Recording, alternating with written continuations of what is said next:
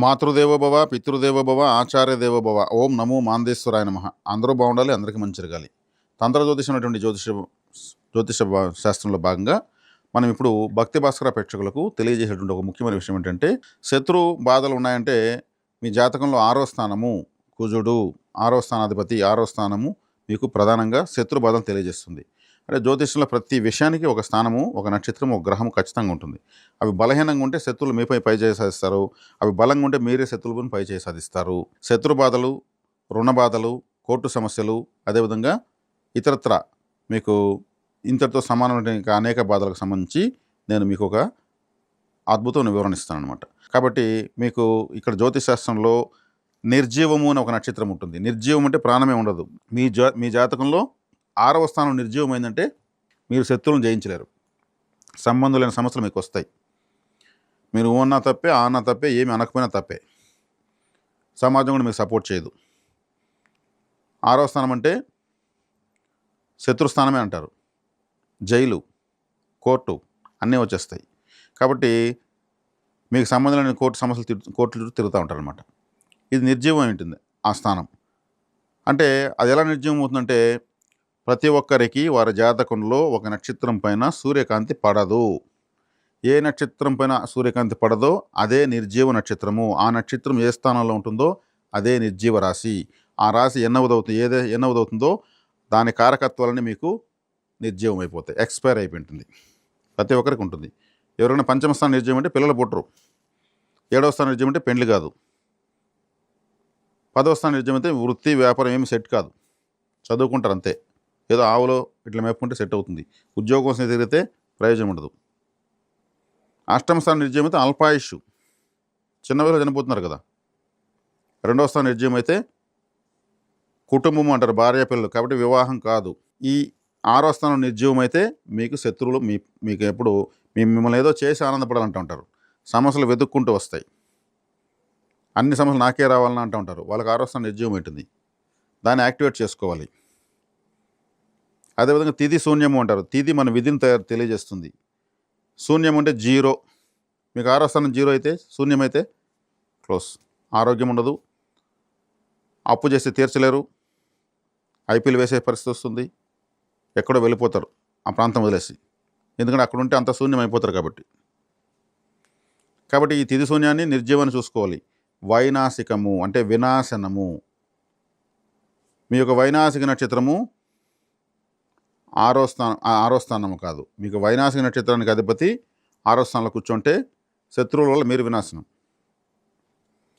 కాబట్టి వైనాశిక నక్షత్రాన్ని, తిథి శూన్యాన్ని, నిర్జీవాన్ని చూడాలి. 6వ స్థానాధిపతిని చూడాలి. కాబట్టి దీంట్లోనే వచ్చేస్తాయి కోర్టు బాధలు, శత్రు బాధలు, అనారోగ్యాలు, అప్పులు, అవమానాలు, అగచాట్లు, దారిద్ర్యాలు, దౌర్భాగ్యాలు మొత్తం ఇక్కడే వచ్చేస్తాయి. కాబట్టి కొంతమందికి లగ్నమే నిర్జీవం ఉంటుంది, లగ్నమే శూన్యం ఉంటుంది. నిర్జీవ నక్షత్రం వైనాశిక నక్షత్రానికి అధిపతి లగ్నంలో కూర్చుంటాడు. ఇంకా వీళ్ళు సకల బాధలకు కేరాఫ్గా అయిపోతారు. అన్ని రకాల కేటగిరీస్ మనం సమాజంలో చూస్తుంటాం. కాబట్టి వీటిని యాక్టివేట్ చేసుకోవాలి. వీటిని యాక్టివేట్ చేస్తే చాలు, మీ సమస్యలు మీరు తీర్చుకోవచ్చు, శత్రువులను కంట్రోల్ చేసేయచ్చు. దీనికి శత్రు బాధ నివారణకు హోమాలు చేస్తూ ఉంటారు. కొంతమంది ఏదో యంత్రాలు ఇస్తారు, కొంతమంది కొన్ని పూజలు చేస్తారు. అవన్నీ ఖర్చుతో కూడుకున్న పని. చండీ హోమం ప్రతి ఒక్కరు చేయగలరా? చండీ సప్తశతి పారాయణం చేయగలరా? మహాపాశుపత హోమాన్ని చేయగలరా? చేయలేరు. ఖర్చుతో కూడుకున్నవి. ఖర్చు డబ్బులు పెట్టగలిగిన వాళ్ళు చేసుకుంటారు, కాదని లేదు. లేని వాళ్ళు ఏం చేయాలి? లేని వాళ్ళు కూడా అప్పులు చేసి ఆస్తులు మెప్పి చేయాలా? అట్లా చేస్తే పరిహారం రాదు. దేవుడు నీ ఆస్తంకు నాకు పూజ్యని ఎక్కడ చెప్పడు. ఊరికే తిట్టుకుంటూ ఉంటారు శత్రువుల్ని, మనశ్శాంతి ఉండదు. కాబట్టి ఇక్కడ వచ్చేకాడికి ఈ 6వ స్థానాన్ని యాక్టివేట్ చేయడానికి మేము ఒక టెంపుల్ చెప్తాము. అది ఎప్పుడు వెళ్ళాలో చెప్తాం. ప్రతిరోజు కూడా ఉండదు. పర్టికులర్ నక్షత్రం, పర్టికులర్ తిథి చెప్తాము, అక్కడికి వెళ్ళాల్సి ఉంటుంది. దానికి సంబంధించినటువంటి కొన్ని దానాలు ఉంటాయి, అవి చేసే చాలు. మీ శక్తి మేర చేసే చాలు. దానికి సంబంధించిన కొన్ని శ్లోకాలు, కవచాలు ఉంటాయి. వాటిని ఎన్నిసార్లు చెప్పుకోవాలో చెప్తాం.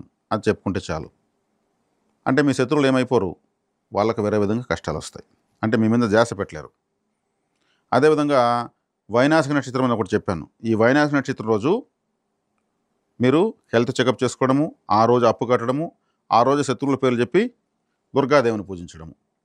అంటే వినాశం కదా, అప్పు నాశనం అవుతుంది, అనారోగ్యం నాశనం అవుతుంది, శత్రువు నాశనం అవుతాడు. మంచి పని చేయకూడదు ఆ రోజు. ఆ వైనాశ నక్షత్రం ఏది అది మీకు తెలియజేస్తాం. అప్పుడేమవుతుంది, ప్రతి నెల మీరు ఆ నక్షత్రం 27 రోజులకు ఒకసారి వస్తుంది. అప్పుడు చేస్తేనే వర్కౌట్ అవుతుంది. అది 6 అవర్స్ మాత్రమే ఉంటుంది ఆ టైము. ఆ 6 అవర్స్లో మీరు ఎంతో కొంత 10 రూపాయలను ఫోన్పే చేయొచ్చు, లేదా కరెంట్ ఛార్జ్ కట్టచ్చు. అది అప్పే కదా. అప్పు నశిస్తుంది. అప్పు నశిస్తే మీకు ఆనందమే కదా. శత్రువులు లేరు, అప్పులు లేవు, అనారోగ్యాలు లేవు అంటే లైఫ్ అంతా సంతోషమే కదా. దానికి మీకంటూ మీ జాతకంలో ఒక నక్షత్రం ఉంటుంది కదా, అది మీకు పట్టించేస్తాం. ఇక ఏ విధమైన శత్రువులు సరే దుర్గాదేవిని ఎలా పూజించాలి? ప్రత్యక్ష, పరోక్ష, అనుకూల, ప్రతికూల, రహస్య శత్రువులందరూ నశించాలి, నా యొక్క వ్యతిరేక పరిస్థితులు నశించాలని చెప్తే చాలు. ఎల్లయ్యో పుల్లయ్యో అని చెప్పాల్సిన అవసరం లేదు. అనుకూల శత్రువులు ఉంటారు, మీతో మాట్లాడుతూనే ఉంటారు, వాళ్ళు మీకు డ్యామేజ్ చేస్తుంటారు. ప్రతికూల శత్రువులు ఉంటారు, తెలుస్తుంది. రహస్య శత్రువులు ఉంటారు, వాళ్ళు ఎవరు కూడా ఐడెంటిఫై చేయలేరు. కాబట్టి ఇన్ని రకాల శత్రువులను టైటిల్స్ చెప్తే చాలు, అమ్మవారు చూసుకుంటుంది. దుర్గాదేవికి విజయవాడకు మేము వెళ్ళలేమంటే ఆయుధం ఎత్తుకున్న అమ్మవారంతా దుర్గాదేవే, మీ గ్రామ దేవతనే దుర్గాదేవే, వాళ్ళకు పేర్లు మారుతాయి. కాబట్టి మీరు శత్రుబాధ, రోగాల బాధ, రుణ బాధ, దీంట్లో అన్నీ వస్తాయి. కోర్టులు వస్తాయి, హాస్పిటల్స్ వస్తాయి, ప్రత్యర్థులు వస్తారు, అన్నీ వస్తాయి. ఇప్పుడు కూడా మీరు దుర్గాదేవిని పూజిస్తే వాళ్ళేమో చనిపోరు, వాళ్ళు కూడా బాగానే ఉండాలా. మీరు వాళ్ళ శత్రువుగా భావిస్తుంటే వాళ్ళు కూడా మిమ్మల్ని శత్రువుగానే భావిస్తున్నారు. కాకపోతే మీ మీద కాన్సన్ట్రేషన్ లేకుండా వాళ్ళు వేరే వ్యాపకంలోకి మారిపోతారు అంతే. ఎప్పుడు కూడా ఒకరు చనిపోవాలని, ఒకరికి ఏదో జరగాలని కోరుకుంటే అది మన బ్యాడ్ అకౌంట్లోకే జమ అయ్యి మనకే చెడ్డ జరుగుతుంది. అందుకే చెడపకురా చెడేవి అంటారు. ఇతరులు చెడ్డ కోరుతూ ఉంటే చాలా, ఎవరు చెడ్డ కూడా చేయాల్సి పని, నువ్వు కోరుకుంటా ఉంటే అది వచ్చి యూనివర్స్ నుంచి నీకు లోడ్ అవుతూ ఉంటుంది. ఈ లాజిక్ తెలియకుండా నేను ఎవరికి చెడ్డ చేయలేదు, నాకంతా జరుగుతామని చెడ్డ అంటారు. మనలో లోపం లేకుండా మనకి ఏది జరగదు. మంచిగా ఆలోచిస్తే మంచిగా జరుగుతుంది, చెడ్డగా ఆలోచిస్తే చెడ్డే జరుగుతుంది.